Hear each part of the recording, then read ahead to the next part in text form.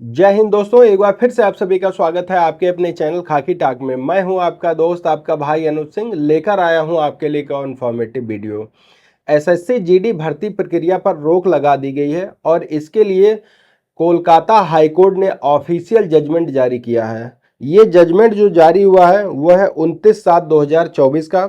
इसका serial number है 06 सीटी नंबर 23।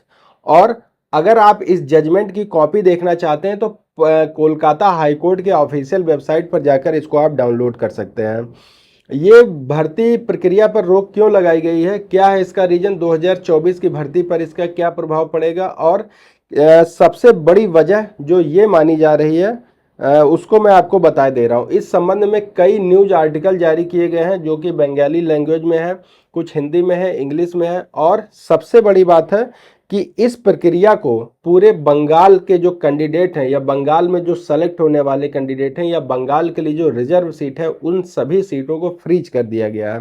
इसको मैं हिंदी में आपको पढ़ के बता रहा हूँ। कलकत्ता उच्च न्यायालय ने सीआरपीएफ कांस्टेबल और केंद्र सरकार के सशस्त्र बलों की भर्ती पर अंतरिम रोक लगा दी है। मतलब कि भर्ती को निरस्त नहीं किया है, केवल अभी रोक लगा दी गई है। राज्य में फर्जी निवास प्रमाण पत्र से भर्ती के आरोप लगे हैं। कथित तौर पर विदेशी युवकों ने फर्जी सर्टिफिकेट के जरिए बंगाल में नौकरी हासिल कर ली थी। समझ रहे हैं आप?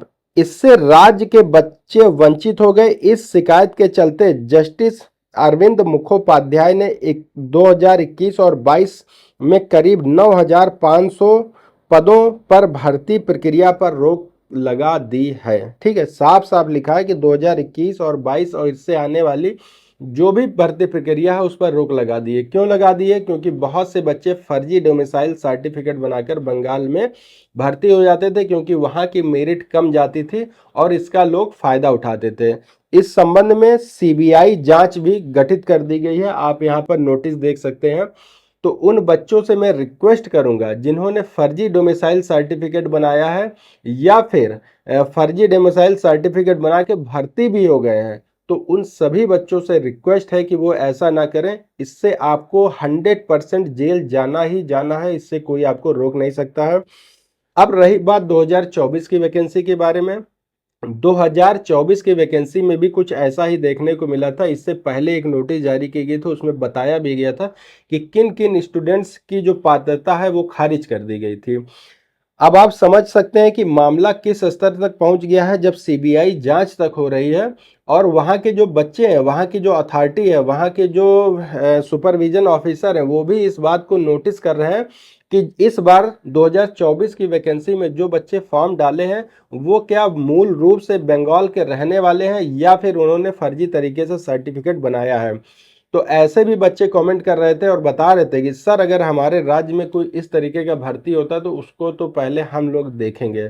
तो आपसे रिक्वेस्ट है, अगर आपने गलती कर भी दी है तो आप वहाँ एग्जाम या फिजिकल देने मत जाइएगा। अगर आप जाते हैं तो कहीं ना कहीं आप पकड़ लिए जाएंगे और वहीं से आपका काम खराब हो जाएगा। पूरी तरीके से आपको जेल में जाना तय है। ठीक है, एक बहुत बड़ा अपडेट था। और अब बात करते हैं 2024 का फिजिकल होगा या नहीं। देखिए, जैसा कि मैंने आपसे पहले बताया था, ये 2021, 22 और उसके बाद की यानी कि 2024 का इस आदेश में कहीं भी कोई जिक्र नहीं है।